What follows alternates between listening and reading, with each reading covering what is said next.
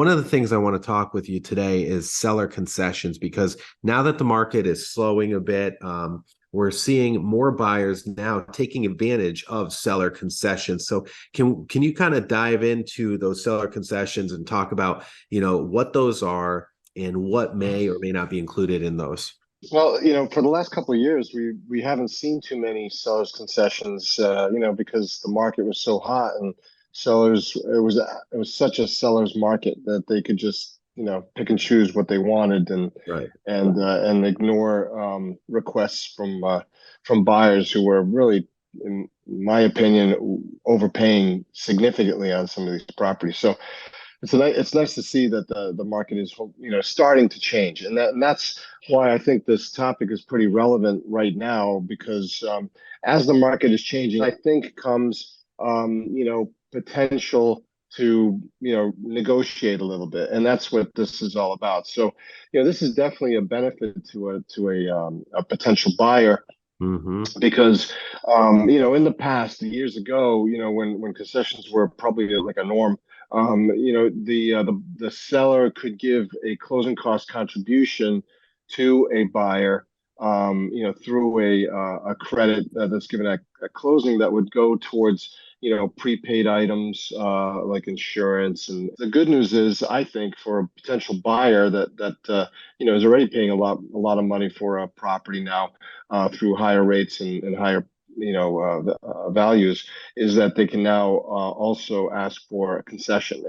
And concessions now are even more important than ever. Right now, you're paying significant discount points, to get an interest rate that kind of makes some sense. Or at least you got to look at the affordability for the next 30 years as opposed to like what it is for the next couple years, and so and I know that people eventually will refi when rates, at some time in who knows, when that will be in the future, but we'll adjust, but we don't know, and so now you're paying a lot of money for those discount points to get that rate to a rate that makes sense to you for your budget, and those are going to be potentially items that you could ask for concessions for.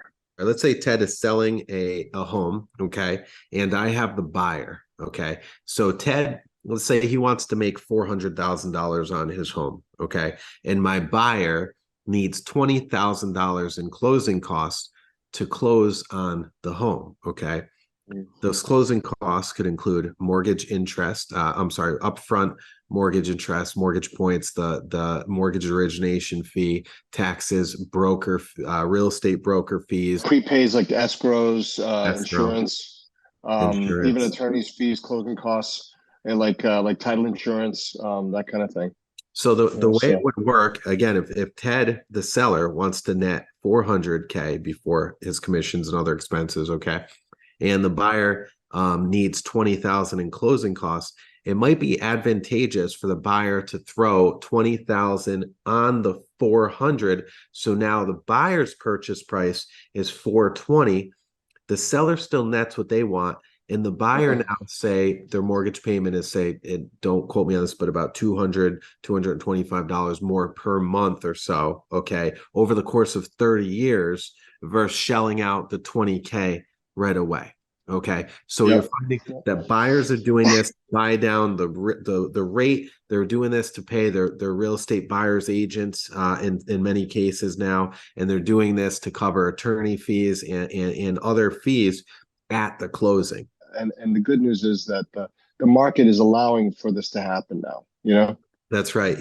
Consumers always they want transparency, which I value, and as a consumer myself, I want transparency in everything I do.